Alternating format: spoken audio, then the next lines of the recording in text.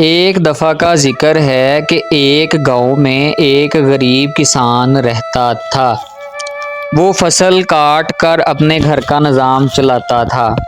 ایک دن صبح کا وقت تھا اور کسان اپنی فصلوں میں بیٹھا فصل کاٹ رہا تھا کہ اچانک علاقے کا بادشاہ وہاں سے گزرا۔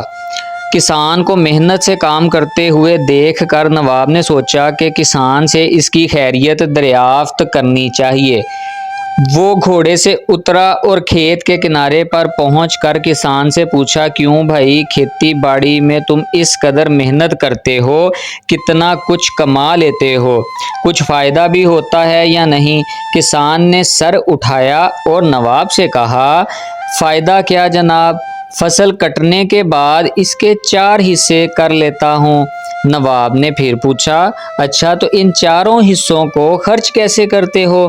کسان نے جواب دیا، ایک حصہ تو حکومت کے ٹیکس میں چلا جاتا ہے، دوسرا حصہ قرض چکانے میں ختم ہو جاتا ہے، تیسرا حصہ ادھار دیتا ہوں اور باقی چوتھا حصہ یوں ہی لٹا دیتا ہوں۔ اس پر بادشاہ بڑا حیران ہوا اور اس نے کہا، مجھے تمہاری باتوں کی بالکل بھی سمجھ نہیں آئی، صاف صاف بتاؤ۔ جس پر کسان نے کہا کہ جناب، ایک حصہ میرا قرض میں گزر جاتا ہے۔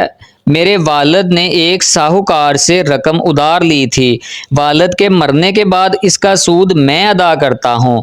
ایک حصہ ٹیکس میں چلا جاتا ہے، دوسرا حصہ میں اپنے 2 بیٹوں پر خرچ کرتا ہوں تاکہ وہ بڑے ہو کر مجھ پر خرچ کریں، اور آخری حصہ میں اپنی بیٹی کے لیے جہیز کے لیے جمع کرتا ہوں۔ اور آپ کو پتہ ہے کہ جہیز ایک عجیب و غریب رسم ہے، اس لیے میں اس رقم کو سمجھتا ہوں کہ یہ میں لٹا رہا ہوں۔ اور یہ باتیں سن کر بادشاہ بہت تجسس میں آیا اور اس نے خوش ہو کر اس غریب کسان کو خوب سارے پیسے دیے، جس پر کسان بہت خوش ہوا